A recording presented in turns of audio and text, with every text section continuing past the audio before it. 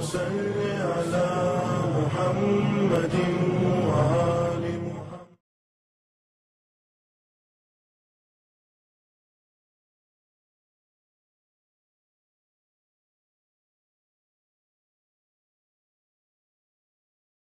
اعوذ باللہ من الشیطان اللعین الرجیم. بسم اللہ الرحمن الرحیم. اللہم صلی علی محمد وآل محمد وعجل فرجہم. محترم ناظرین، السلام علیکم ورحمۃ اللہ وبرکاتہ.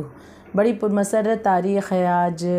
بڑا ہی خوشی کا موقع ہے کیونکہ یہ ولادت کی تاریخ ہے ہمارے 11ویں امام حسن عسکری علیہ السلام کی. یقیناً اس پرمسرت موقع پر سب سے پہلے مبارکباد، سب سے پہلے تہنیت پیش کرتے ہیں اپنے وقت کے امام زمانہ عجل اللہ تعالی فرجہ الشریف کی خدمت میں کہ آپ کے بابا کی ولادت کی اس پرمسرت موقع کی خوشی کی سب سے پہلے مبارکباد اپنے وقت کے امام کے خدمت میں پیش کرتے ہیں، اور خدا کی بارگاہ میں دعا گو ہیں کہ پروردگار عالم اس عظیم ہستی کے صدقے میں، 11ویں امام حسن عسکری علیہ السلام کے صدقے میں خدایا ہمیں ایمان کی بہترین دولت عنایت فرمائے، اور تمام اہل بیت کے چاہنے والوں کو خدا شاد و آباد رکھے، ان کی جان و مال و عزت و آبرو کی حفاظت فرمائے. یقیناً یہ وہ اس امام کی ولادت ہے کہ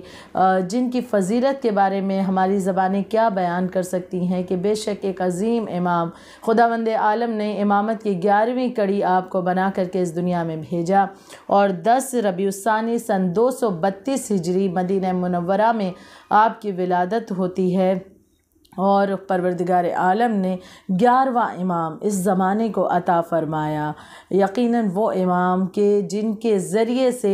آگے چل کر کے اس زمانے کو، اس دور کو اور رہتی دنیا تک کہ جب تک قیامت نہیں آ جاتی، وہ ایک عظیم رہبر، وہ ایک عظیم امام عصر کی صورت میں ملنے والا ہے. یقیناً وہ امام زمانہ کے والد کی ولادت کی خوشی کا موقع ہے، ہم اس جشن کو منا رہے ہیں، اور بے شک امام کی زندگی کے کچھ حصوں کو، کچھ باتوں کو بیان کرنے کی کوشش کروں گی کہ امام حسن عسکری علیہ السلام کے اسم گرامی پروردگار عالم نے حسن عطا فرمایا، اور مشہور لقب عسکری اللہ نے عطا فرمایا ہے کہ امام حسن عسکری علیہ السلام. حسن اسم گرامی ہے اور عسکری آپ کا مشہور لقب ہے. آپ جب 4 سال کے تھے، یعنی ہمارے 11ویں امام جب 4 سال کے تھے تو مدینہ سے امام علی نقی علیہ السلام یعنی امام حسن عسکری علیہ السلام کے والد، آپ کے بابا یعنی ہمارے 10ویں امام کو مدینہ سے سامرہ طلب کیا گیا، اور آپ کو مدینہ چھوڑنا پڑا اور سامرہ کی طرف آپ کو آنا پڑا. لیکن مدینہ سے رخصت ہونے سے پہلے ایک مرتبہ 10ویں امام نے کچھ معتبر لوگوں کو جمع کیا ہے، اور اس کے بعد یہ فرمایا کہ یہ میرا بیٹا حسن ہے جو کہ میرا وارث ہے، اور خیال رہے کہ اس بات کو فراموش نہ کرنا کہ بے شک امام نے ان معتبر لوگوں کو اس معاملے میں کہ امام کی امامت کے حوالے سے گواہ بھی بنا دیا ہے، اور اس کے بعد امام یہاں سے رخصت ہوئے ہیں. اور اس کے بعد جب سامرہ آئے ہیں، سامرہ آنے کے بعد کے کچھ واقعات ملتے ہیں تاریخ میں کہ اگر ہم 11ویں امام کی زندگی کے بچپنے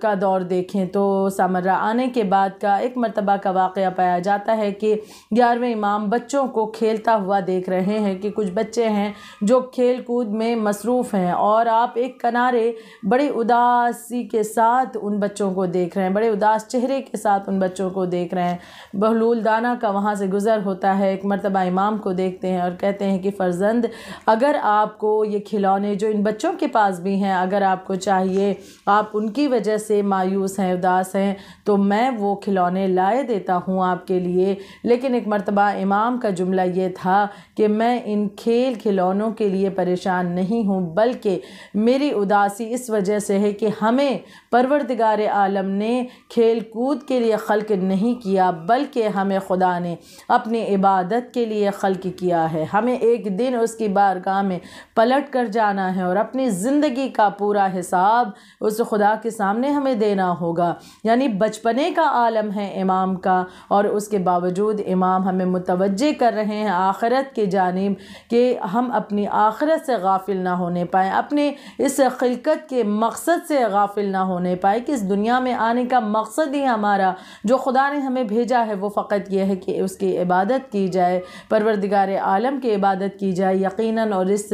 مقصد سے انسان غافل نہ رہے۔ امام نے بچپنے کا عالم ہے لیکن اس بات کو واضح کر دیا ہے کہ کس طرح سے لوگ اس طرف متوجہ ہوتے رہیں۔ ایک مرتبہ آگے جس طرح سے امام کی زندگی بڑھتی رہی ہے، بہت سے ایسے واقعات سامنے آتے رہے، آپ کے بہت سے کرامات کے بارے میں لوگوں نے جانا ہے۔ ان میں سے میں چند ایک کا ذکر کروں کہ مثلاً اگر کئی مرتبہ ایسا ہوا کہ بہت سے ضرورت مند ہیں کہ جو اپنی ضرورتوں کو چاہتے ہیں کہ امام کی خدمت میں جائیں اور سوال کریں، ان کی ضرورت پوری ہو جائے، ان کے سوال کرنے سے پہلے کئی مرتبہ ایسا ہوا ہے کہ 11ویں امام نے ان کے سوالوں کو پورا کر دیا، ان کی ضرورتوں کو پورا کر دیا ہے۔ یہاں تک کہ علمی اعتبار سے اگر ہم مثالیں دیکھیں تو اکثر و بیشتر ایسا ہوا کہ علمی سوالات پوچھے جانے سے پہلے سوال کو سنے بغیر امام اس کے جواب عنایت کر دیتے تھے، عطا فرما دیتے تھے کہ امام کا علمی معجزہ اس اعتبار سے بھی ہم دیکھتے ہیں۔ اب ایک مثال اس کی اور بھی آپ کی کرامات کی ملتی ہے کہ آپ جب قلم سے لکھتے تھے تو لکھتے لکھتے اگر ہاتھ کو روک دیتے تو وہ قلم خود بخود چلنا یعنی حرکت کرنا خدا کے حکم سے شروع ہو جاتا تھا۔ یعنی لوگوں نے یہ بھی دیکھا کہ یہ کوئی معمولی ہستی نہیں، یقیناً یہ معصوم ہیں کہ عام انسان کے لیے جو چیزیں اس کے بس کی بات نہیں ہے وہ تمام چیزیں امام کو پروردگار عالم معجزے کے شکل میں عطا فرماتا ہے۔ بے شک پروردگار عالم نے 11ویں امام کے ذریعے ایسی بہت سی کرامات کو اس دنیا میں ظاہر کیا۔ آپ کے کچھ اقوال حکیمانہ کا ذکر کر دوں، حکمت بھرے اقوال کہ جو ہر دور کے انسان کے لیے باعث مفید ثابت ہوتے ہیں، جن میں سے چند ایک کا ذکر کرتی چلوں کہ امام نے حکمت بھرے ایسے جملے کہ ہم اور رہتی دنیا تک ہر انسان اس سے فائدہ حاصل کر سکتا ہے۔ امام فرماتے ہیں کہ لوگوں سے بے جا بحث مت کرو کیونکہ تمہاری اس سے آبرو ختم ہو جاتی ہے، اور زیادہ مذاق نہ کرو کہ لوگوں کو تم سے بات کرنے کی جرأت پیدا ہوتی ہے۔ یقیناً یہ ایک عجیب و غریب انکشاف ہے کہ جب انسان بے جا بحث کرتا ہے یا ہنسی مذاق زیادہ کرتا ہے تو اس کی عزت لوگوں کی نگاہ میں کم ہو جاتی ہے۔ ہر ایک اس سے بات کرنا اس کے لیے آسان، ہر ایک کے لیے آسان ہو جاتا ہے اس سے بات کرنا یا اسے جواب دینا۔ کون سا انسان جو ہر وقت بس ہنسی مذاق کی زندگی گزارتا ہے یا بے جا لوگوں سے بحث کرتا ہے یا جھگڑا کرتا ہے، لڑائیاں کرتا ہے، تو اس کے ذریعے دراصل انسان اپنی آبرو کو ختم کرتا ہے لوگوں کی نگاہ میں، اور جب اس انسان کی آبرو ختم ہوتی ہے، کم ہوتی ہے، تو ہر ایک کی جرأت پیدا ہوتی ہے کہ وہ اس سے کسی بھی طرح سے بات کر لے۔ یہاں تک کہ اگر ایک ایسا انسان ہے، ایک بچہ بھی ہے، تو وہ بچہ بھی پلٹ کر اسے جواب دے سکتا ہے، اس میں بھی یہ جرأت پیدا ہو جائے گی اگر بے جا ہنسی مذاق یا بے جا بحث یا لڑائی جھگڑوں میں انسان ملوث رہتا ہے۔ دوسرا ایک جملہ امام ارشاد فرماتے ہیں کہ تواضع کی ایک قسم یہ بھی ہے، تواضع بہت اہم صفت ہے، تواضع کی ایک قسم یہ بھی ہے کہ جس شخص کے پاس سے گزرو اسے سلام کرو، اور کسی مجلس میں اگر جاؤ تو بلند ترین جگہ تلاش کرنے سے بہتر کہ جہاں جگہ مل جائے اس کم تر جگہ پر بیٹھ جاؤ۔ یقیناً اس کے ذریعے سے ایک انسان میں اگر غرور پیدا بھی ہو رہا ہے کسی بھی چیز کی بنا پر، تو اس کام کے ذریعے، تواضع کی صفت کے ذریعے سے کہ وہ اگر سلام کرنے میں پہل کرتا ہے، محفل و مجلس میں اگر جاتا ہے تو جہاں جگہ مل جائے وہاں بیٹھ جائے، کم تر جگہ پر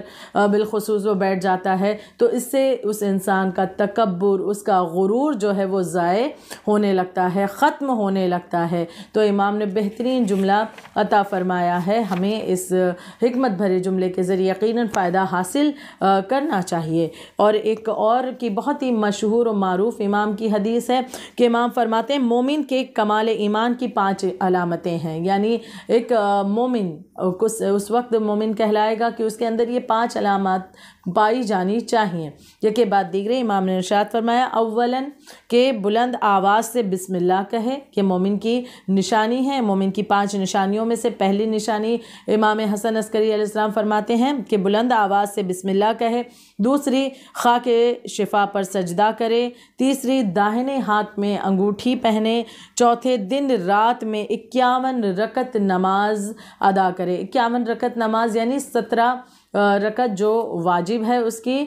پورے دن کی واجب نماز، اور 34 رکعت جو ہے نوافل، تو کل ملا کر کے 51 رکعت ہوتے ہیں۔ تو لہٰذا 51 رکعت نماز دن اور رات میں ملا کر کے پڑھے، یہ مومن کی نشانی ہے۔ اور 5ویں نشانی مومن کی ہے روز 40 امام حسین علیہ السلام کی زیارت پڑھے۔ یہ 5 علامات امام فرماتے ہیں کہ یہ مومن کی ہے۔ تو لہٰذا اس طرح کے بہت سے حکمت بھرے جملے ہیں کہ جو امام نے ہمیں عطا فرمائے ہیں۔ بے شک اس عظیم ہستی کو ہمارا سلام ہو، ہمارے 11ویں امام کو ہمارا سلام ہو، آپ کی خدمت میں ہم سلام پیش کرتے ہیں، اور پروردگار عالم کی بارگاہ میں دعا گو ہیں ایک مرتبہ پھر سے کہ خداوند عالم 11ویں امام کے صدقے میں، مقدس معصوم ہستی کے صدقے میں خدایا ہم تمام کو ایمان پر ثابت قدم رہنے کی توفیق عنایت فرمانا، اور اس دنیا میں جہاں کہیں بھی اہل بیت کے چاہنے والے موجود ہیں خدا اس پر مسرت موقع کا واسطہ کہ ان تمام شیعان حیدر کرار، تمام محبان اہل بیت اطہار علیہم السلام کو خدایا جان و مال و عزت و آبرو کی ان کی حفاظت فرمانا۔ ربنا تقبل منا انکا انت السمیع العلیم۔